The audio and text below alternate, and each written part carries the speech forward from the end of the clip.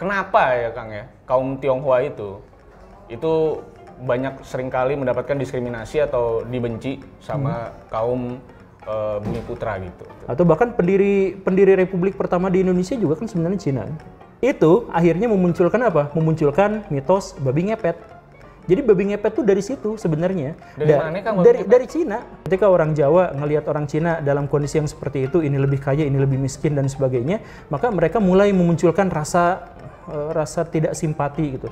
Ini tanah gue, mereka pendatang, kenapa dia yang kaya, gue yang masih miskin gitu. Framing Muslim teroris, cari aja yang paling jenggotan gitu, kayak gini kan. Kan bisa di framing karena ada jenggotnya sama gitu. Nah, yang Cina itu gampang banget untuk di frame. Ya terlalu gampang sih kalau kita lihat ya Kang ya. Akan nggak usah ngaku Cina juga udah ketahuan. Bener. Karena teman-teman saya banyak juga Kang yang pribumi, jadi saya juga bingung. Saya pada saat itu tuh masuk kampus pengennya ngambil shift yang isinya tuh nggak Cina semua Kang. Jadi siang saya ngambilnya Kang, karena kalau siang itu isinya pribumi semua. Karena saya pengen ngeblend aja sih Kang. Oh gitu. Karena bosan temenan sama Cina mulu gitu. Di sekolah Cina, di mana Cina gitu kan. Iya.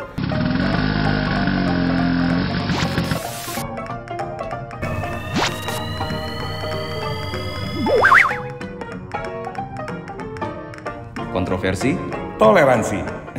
Jangan disingkat ya? Iya, jangan disingkat.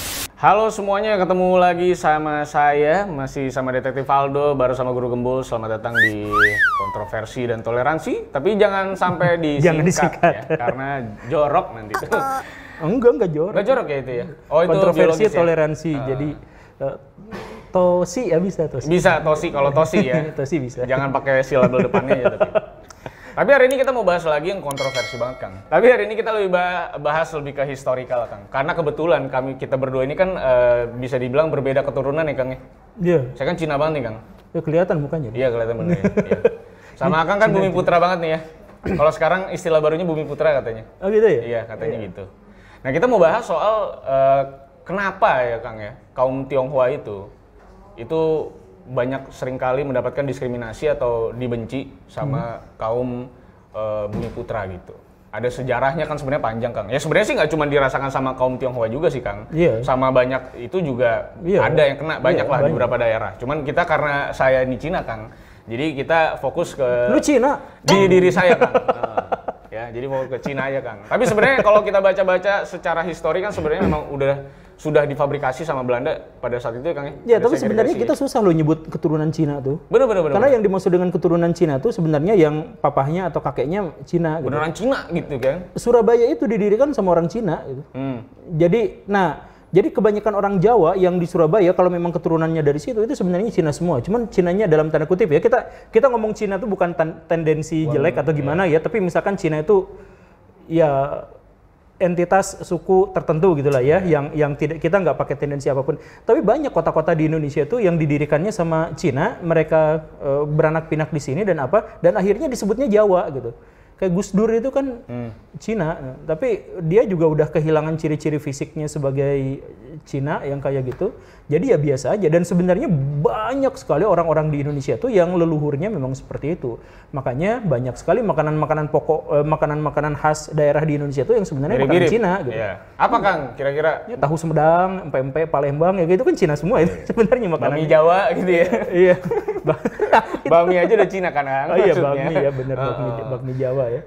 Jadi sebenarnya memang sudah panjang sebenarnya Kang sejarah. Bahkan nama Palembang itu kan nama Cina tuh. Palembang. Pai Lambong tuh. Panglima Cina tuh.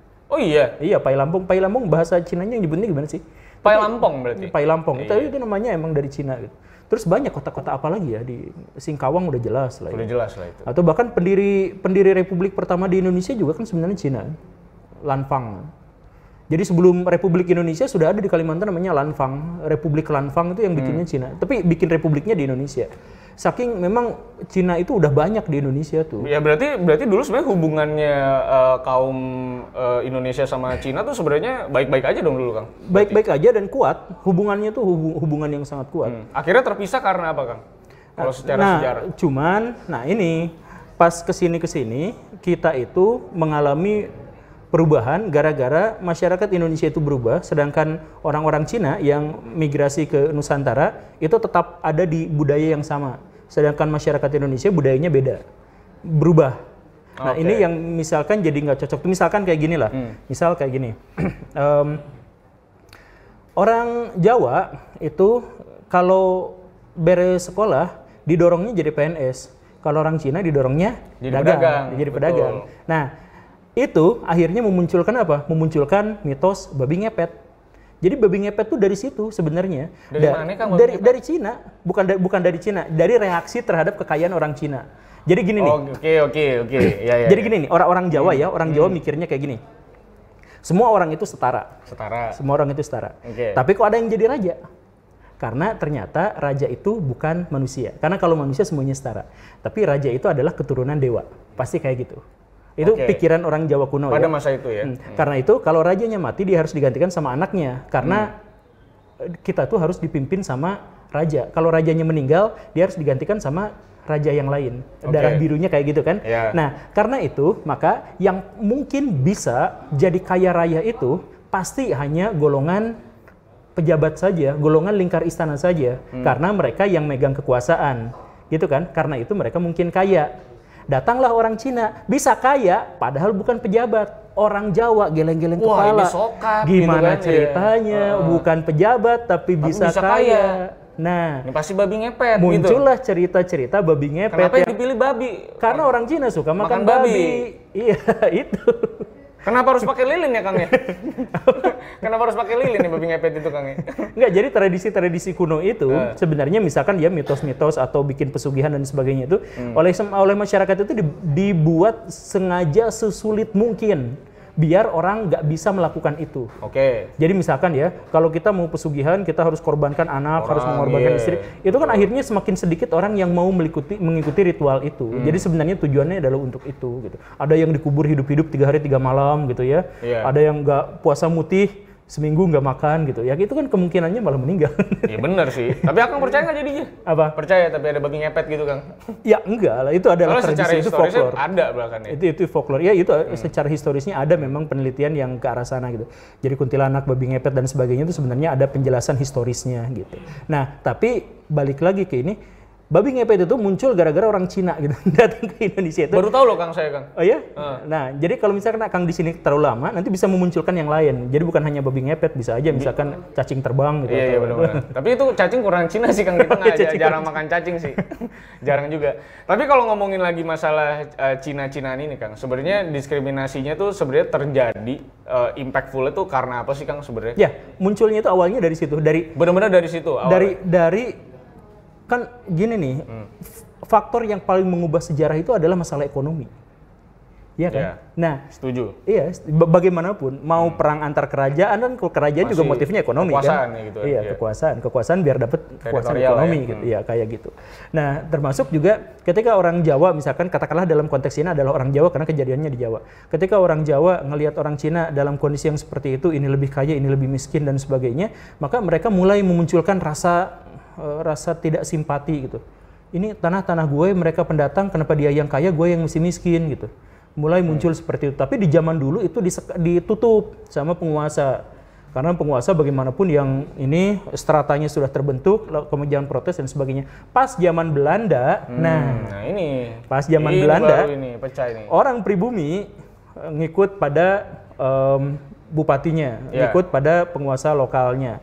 Orang Cina nggak bisa ngikut pada penguasa lokal karena penguasa lokal hanya yang feodal gitu. Kalau nggak menerima kekuasaan saya, ya udah di luar gitu. Nah, si Cina-Cina ini ya nggak mau juga kan, kami punya tradisi sendiri, punya leluhur sendiri dan ini. Jadi misah. Nah, karena misah, jadi gabungnya sama siapa? Gabungnya sama orang Belanda direkrut. Lu mau nggak? Banyak orang Cina yang nolak. Tapi banyak juga yang gabung. Penagih pajak dulu ya, Kang? Iya. Nah, makanya di zaman dulu tuh Belanda tuh kan dulu Belanda tuh miskin banget tuh. Iya. Negara bisa maju tuh gara-gara Indonesia gitu, gara-gara ngejajah Indonesia. Nah, karena si Belanda miskin, dia nggak mau ribut sama orang pribumi. Karena itu Belanda di tengah-tengah, dikelilingin sama rumah orang Cina. Nah, orang pribumi di sekelilingnya lagi. Cina gitu. nagih-nagih pajak tuh ya. Jadi kalau dibenci orang Cinanya tuh ya. Nah, iya benar. Iya benar. Emang yang gitu. Jadi kebijakan Belanda sampaikan ke Cina nanti ngomongin ke pribumi. Jadi yang berantem tuh yang Cinanya. Iya. Yang nagih ya. Padahal bukan duit dia ya. Udah makayanya udah mah kayanya dengan cara yang aneh, bukan pejabat tapi kaya. Udah mah kemudian ngikut sama Belanda disuruh nagihin pajak yang kaya gitu. Nah inilah yang pada akhirnya memunculkan stereotip. Ya sampai insiden Angke pada saat itu. Banyak yang pembantaian yang di situ juga ada gitu. Dan ini juga sebenarnya bukan hanya itu, bukan hanya apa ya, dalam sudut pandang orang pribuminya kayak gitu, perspektif masyarakat Cinanya juga sendiri ada yang mengakibatkan segregasi itu terjadi. Apa Kang? Apa coba saya pengen tahu itu Kang? Mukanya nggak bisa berubah. Berubah ini? Nih, kalau Akang ketemu sama keturunan Arab misalkan, Akang nggak bisa ngebedain. Itu Anies Baswedan tuh mukanya udah muka pribumi gitu. Benar sih, tapi ada keturunan Arab-Arabnya gitu kan? Itu keturunan Arab kan? Iya. Nah, kalau keturunan Cina itu Ahok gitu, nggak bisa bersembunyi tuh kan? Bener ya? Udah beda itu. Ya udah kan bukan salah kita dong ya, kan, memang orang bukan. keturunan gimana dong? Ada lagi. Apa? Ada lagi. Jadi masyarakat Cina itu adalah masyarakat yang memegang teguh tradisi nenek moyang, tradisi leluhurnya. Beneran kan? Betul. Nah, inilah yang sampai di zaman dulu tuh mereka tuh bikin benteng-benteng, pecinan-pecinan. Jadi Chinatown kalau sekarang bahasa Chinatown. modern ya. Iya, itu di mana-mana orang Cina bikin Chinatown. Iya kan? betul, kami orang kan Cina citizen semua of the ngumpul world di situ. kita Iya. kan. Iya.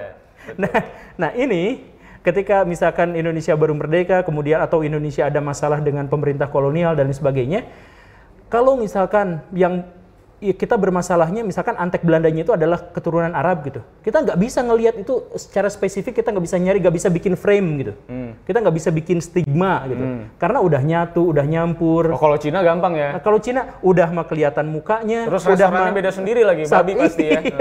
Udah bikin tempat di situ yang pecinan gitu, terus restorannya yang kayak gitu. Nah ini gampang dikasih label, kan stereotype atau bikin framing atau labeling itu dimulai dari identifikasi yang paling mudah gitu kan. Jadi misalkan framing Muslim teroris, cari aja yang paling jenggotan gitu kayak gini kan, kan bisa di framing karena ada jenggotnya sama gitu. Tepat nggak yang seperti itu? Ya nggak tepat, tapi itu adalah identitas yang paling mudah diidentifikasi untuk bikin frame. Nah, yang Cina itu gampang banget untuk di frame. Ya terlalu gampang sih kalau kita lihat ya Kang ya. Akang nggak usah ngaku Cina juga udah ketahuan. Bener. Padahal saya nggak pernah ngaku saya Cina loh Kang. Ya, Coba sekarang kalau saya ngaku India gitu, saya keturunan India atau keturunan Arab. Percaya gitu, sih masih percaya. Iya, saya masih percaya sih. Iya, tapi kalau Cina tuh susah. Susah ya kalau Cina ya. Jadi memang akhirnya itu yang ngebuat kaum Tionghoa ini akhirnya dibenci Kang sebenarnya. Karena akhirnya jadi bentuk salah satu korbannya Belanda juga kan? Iya, dari situ kemudian muncul stereotip, setelah stereotip itu dipertahankan. Stereotip akhirnya apa? Di zaman setelah reformasi itu orang dalam tanda kutip pribumi atau bumi putra ya, takut sama Cina, Cina takut sama pribumi. Iya, sekarang orang pribumi takut sama Cina gara-gara mereka tajir-tajir, orang Cina takut sama pribumi gara-gara mereka jumlahnya banyak gitu. Betul. Ya, udah kalau udah saling takut, akhirnya Cina ngobrol sama Cina lagi, pribumi ngobrol sama pribumi lagi, ini ngomongin ini, terbentuk frame yang lebih besar gitu. Makanya ketika kita ngobrol kayak gini tuh, awalnya kontroversi, tapi ini memunculkan integrasi. Kita memunculkan persatuan. Ya. Iya. Betul. Jadi kita itu adalah pejuang nasionalisme. Betul, karena teman-teman saya banyak juga Kang yang pribumi-pribumi, jadi saya juga bingung. Saya pada saat itu tuh masuk kampus pengennya ngambil shift yang isinya tuh nggak Cina semua Kang. Jadi siang saya ngambilnya Kang, karena kalau siang itu isinya pribumi semua. Karena saya pengen ngeblend aja sih Kang sebenarnya. Karena bosan temenan sama Cina mulu gitu. Di sekolah Cina, di mana Cina gitu kan. Iya. Tapi sebenarnya Kang kalau misalnya kita ngomongin eranya Pak Harto kan sebenarnya yang terparah-terparahnya lah kayaknya. Iya, apalagi era-era setelah 65 ya. Iya. Nah itu kan akhirnya menimbulkan yang namanya dendam masa lalunya leluhur kita nih Kang, apalagi kakek-kakek kita lah. Jadi emang udah punya julukan sendiri juga sama pribumi kayak apa, pandangannya kayak apa gitu ya. Makanya akhirnya kita tuh juga susah tuh kalau misalnya anak-anak Cina mau nyari jodoh yang pribumi gitu. Ya, karena orang tuanya, ya? iya karena orang tuanya pasti nggak setuju. Apalagi udah pribumi terus Islam lagi. Wah, pasti ini.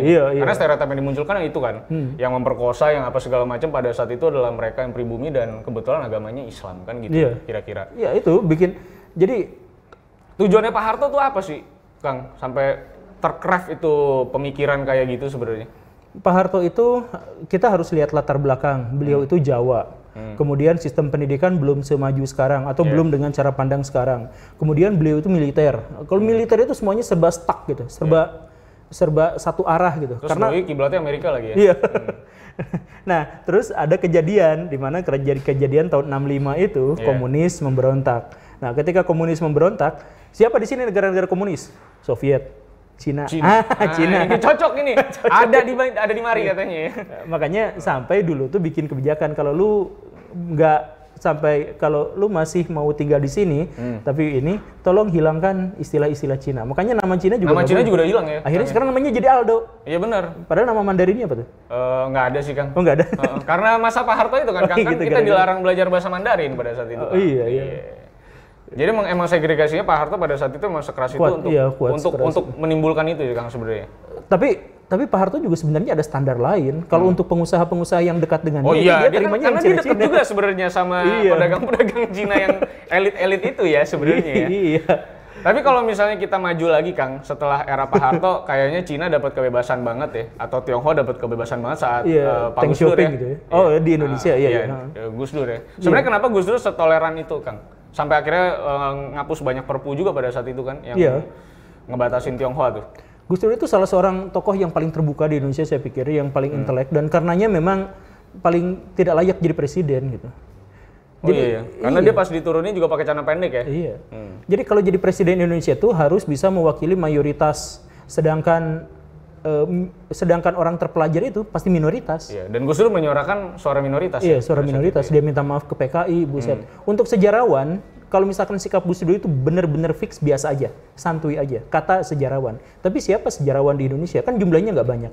Atau misalkan Gus Dur bilang bahwa etnis Tionghoa misalkan diakui dan sebagainya, kan sebenarnya sejak zaman dulu juga diakui. Yang saya bilang tadi itu, berapa kota di Indonesia yang didirikan sama orang Cina, bikin kebudayaan di Indonesia dari Cina, bahkan ada juga teori yang menyebut batik kita sebagai pakaian nasional juga itu adalah dari Cina. Dan kita tuh nggak bisa budaya Indonesia itu nggak bisa lepas dari budaya Cina, itu mustahil. Bahkan kalau misalkan kita bahas Lebaran, kita ngomong Lebaran kapan ya? Lebaran bentar lagi ya? Itu Lebaran tuh gara-gara Cina tuh. Ya bener loh kan. Iya, itu kenapa gara-gara Cina? Kita pakai baju koko tuh yang muslim-muslim itu. Ya, itu kan emang sebenarnya baju di Cina banyak baju kayak gitu. Makanya namanya koko juga. Oh iya benar baju. Oh iya ya namanya koko ya. Iya, baju buat kakak laki-laki itu. Iya benar. Jadi sebenarnya banyak sekali tradisi-tradisi kita. Nah, makanya cuman ya itu tadi gara-gara gengnya Akang tuh yang putih-putih sipit-sipit itu tajir-tajir, kemudian yang pribumi itu di stereotipkan sebagai pemalas dan miskin-miskin, maka muncullah pemisahan. Jadi stereotip itu mudah sekali terbentuk. Tapi kalau misalkan kita masuk ke ranah yang lebih analitis gitu, yang lebih bikin detail-detail secara partikular, kita lihat sedikit demi sedikit, kita akan menemukan bahwa kita nggak punya alasan sebenarnya untuk membeda-bedakan orang di Indonesia. Ini Cina bukan Cina, ini Bugis bukan Bugis, Jawa bukan Jawa. Karena di beberapa daerah rasis-rasis kayak gini tuh masih banyak kejadian nih Kang. Please yang rasis-rasisan kayak gitu tobat ya. Iya tobat lah.